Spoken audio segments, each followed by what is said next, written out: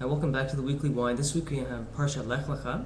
So Parsha Lech Lecha is the third parsha of the Torah, and this is the one that introduces Abraham and his wife Sarah, or Avraham. Actually, it was Abram and Sarai. Wasn't their names weren't extended to that yet, but that's a different issue. So essentially, we were very briefly introduced to Abraham last week when we saw his name and the genealogy. But this week we're introduced to him as a person, and the whole parsha essentially discusses Abraham and his. It doesn't really go into the discussion of how he discovers God or his, spreading of that message to the world. That's essentially a subtext that a lot of the midrashim and the commentaries discuss.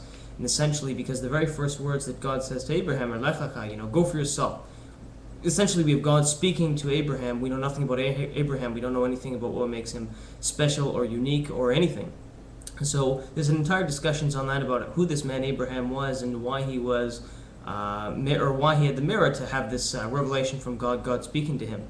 The quick and the dirty of it essentially is what Abraham, he came to this intellectual discussion. He looked at the world and there was, according to Maimonides, people were worshiping the sun.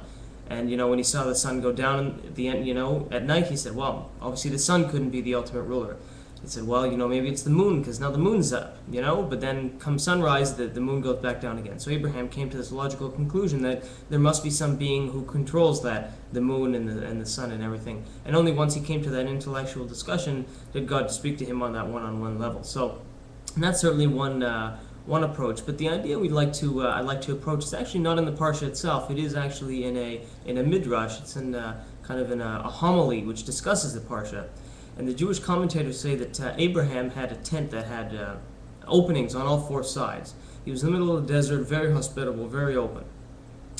And when he had people come in, and he would serve them this huge, scrumptious meal, absolutely free. And they would say, well, how much was this? And he'd say, it's absolutely free if you, thank God for the meal. And if you don't, he served them and if they wouldn't thank God, he would serve them with a bill, huge exorbitant bill, because where do you get like a scrumptious meal in the middle of the desert?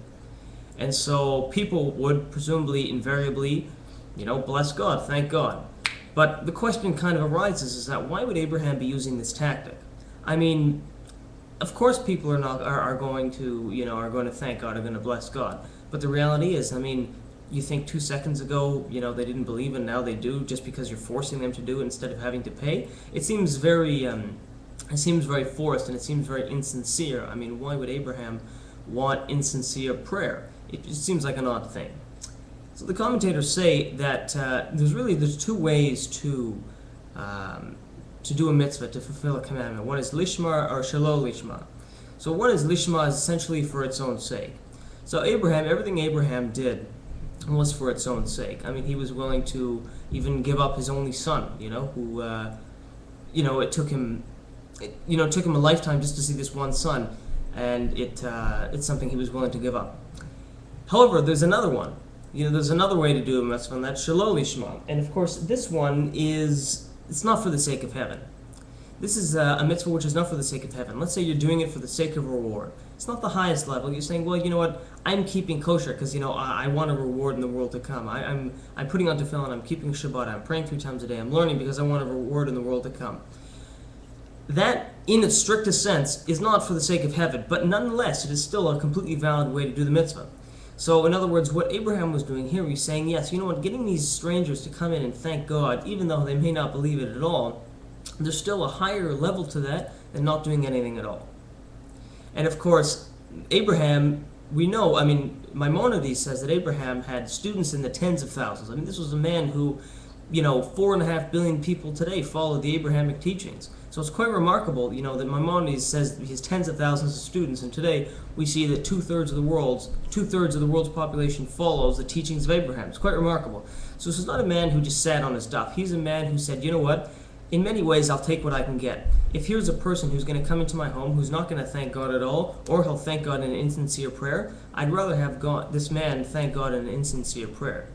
Now, what's the logic behind that? Logic behind it is that he may come to eventually recognize it in a more sincere way. In other words, he takes what he can get. Better that he say something insincerely, because you know what? That's better than nothing. That ultimately can lead to something. And certainly, when we look at 2/3 of the world follow, the teachings of Abraham, we have to say, well, you know what? obviously there was success to that. Obviously there was something that really resonated with people. So the lesson for us, and the take-home lesson for us, is that to say, you know what, in our everyday actions, we shouldn't be waiting for perfection to get something done. Abraham was a guy who was driven, and he wasn't a person who said, you know what, I'm going to wait for it to be 100% or nothing. That's all or nothing thinking, and that's not the good way to approach life, either from a psychological perspective or a Jewish perspective. Ultimately, our outlook should be not only that every mitzvah has a benefit of its own, but ultimately, even if we can't do the mitzvah, every little thing that we can do has positive benefit.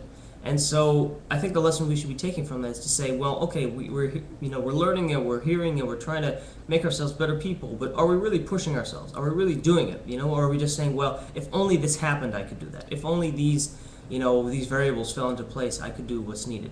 But ultimately, we kind of have to grab ourselves by the collar sometimes and say, you know what, I just need to do it. I just need to be a go-getter and actually do it. And if it's not 100%, it's not 100%. But ultimately, I've still taken that first step. And according to Abraham, that's still ultimately the most important thing.